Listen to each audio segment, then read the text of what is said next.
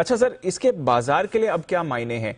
क्योंकि एक जो बाजार में मूड बना हुआ था इस पॉलिसी से पहले की पिवट शब्द का इस्तेमाल किया जा रहा था, यानी कि कब अपने सोच विचार बदल सकते हैं, दिसंबर में कम कर सकते हैं, मार्च तक खत्म कर सकते हैं, क्या अब उस पर भी एक रीथिंक बाजार करेगा सर?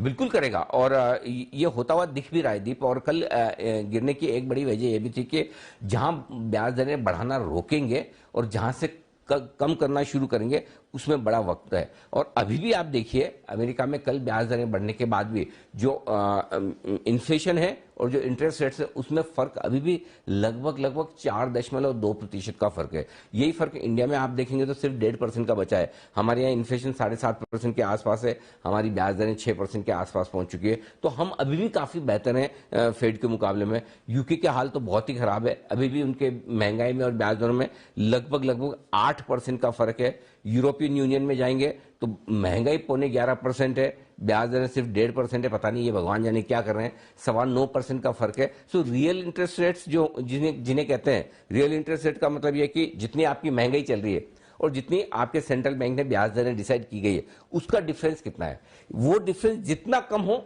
उतनी आपकी इकोनॉमी और आपकी मॉनेटरी पॉलिसी बैलेंस्ड है। तो ज्यादातर सेंट्रल बैंक ये चाहते हैं कि दोनों बराबर चले, है ना, कि महंगाई जितनी उतनी ब्याज दरें रहे, उसका गैप कम से कम रहे।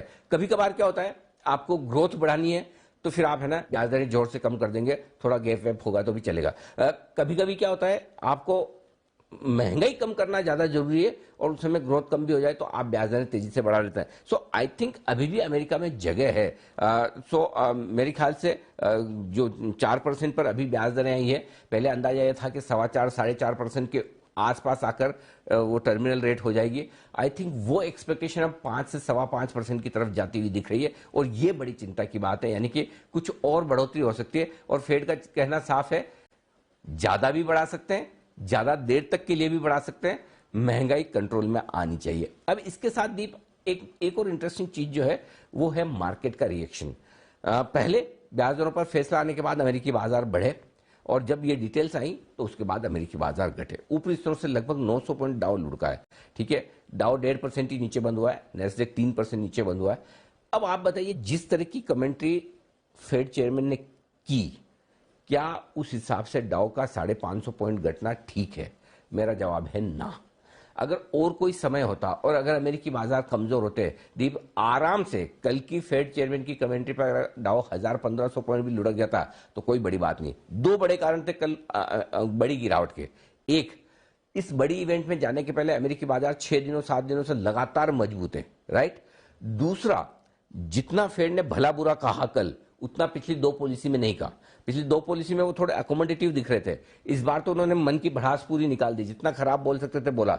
लेकिन उसके बावजूद मैं सरप्राइज इस बात को लेकर हूं कि अमेरिकी बाजार गिरे क्यों नहीं और ज्यादा क्यों नहीं गिरे। और इस बात से सरप्राइज हूं कि आज फिर से डाउ फ्यूचर्स आपको गिरते हुए नहीं दिख रहे हैं, हरे निशान में दिख रहे हैं, लाल में नहीं। डॉलर इंडेक्स कोई बहुत भागकर ऊपर नहीं आया, मुश्किल से आपका डॉलर इंडेक्स अभी भी 112 पर है। बॉन्ड यील्ड 4% के आसपास है। तो अमेरिकी बाजारों का रिएक्शन जो है वो जितना आना चाहिए उससे कम आया, ये सरप्राइजिंग है। या तो ये है कि मार्केट अपने आप को ये एडजस्ट करने की कोशिश कर रहा है, ठीक है ना, क्या फर्क पड़ता है, 0.5% और बढ़ा लो, 3 महीने और ज्यादा टाइम ले लो, उसके बाद कर देना। सो आई थिंक बाजारों ने रिएक्शन, अब मैं मैच्योर तरीका कहूं नहीं कहूं वो अलग बात हो सकती है, लेकिन रिएक्शन बहुत लिमिटेड था। इससे ज्यादा हो सकता था।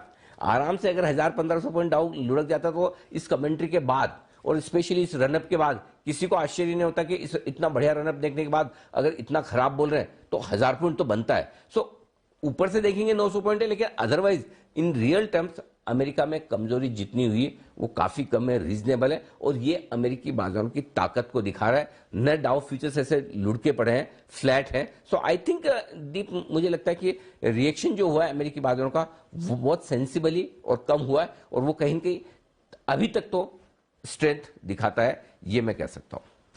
तो इसे एक अच्छा संकेत ही फिर माना जाए सर कि उतनी गिरावट नहीं आई जितनी शायद बनती थी। और हमारे बाजार के लिए क्या मायने होंगे, क्योंकि आज हमारी वीकली एक्सपायरी भी है।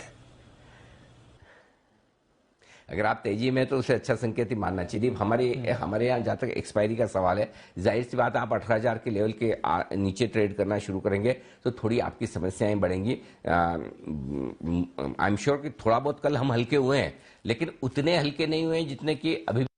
तो आज थोड़ी बहुत लॉन्ग पोजीशन कम होगी, सो हम कमजोर होंगे, पैनिक नहीं होगा। मैं मार्केट पे आता हूं और कहां तक जा सकते हैं उस पर भी अपने पास बड़ा इंटरेस्टिंग फॉर्मूला क्या हो सकता है। लेकिन उससे पहले चूंकि आज की बात आपने की, तो आज अपने लिए दो बड़े फैक्टर हैं। एक एक्सपायरी वाला फैक्टर है, तो उसके हिसाब से थोड़ा ऊपर नीचे हम हो सकते हैं, थोड़ा कमजोर भी हो सकते हैं। पहले थोड़े गैप से नीचे खुलेंगे, लॉन्ग पोजीशन के स्टॉप लॉस ट्रिगर होंगे, फिर निचले स्तरों से रिकवरी और खरीदारी आएगी, शॉर्ट कवरिंग होगी। वो किन लेवल से क्या होगी वो अगले सवाल में मैं आपको बताता हूं। लेकिन उससे पहले मेरे लिए एक्सपायरी से ज्यादा बड़ा ट्रिगर आज के लिए जो है वो आरबीआई की एमपीसी की बैठक है।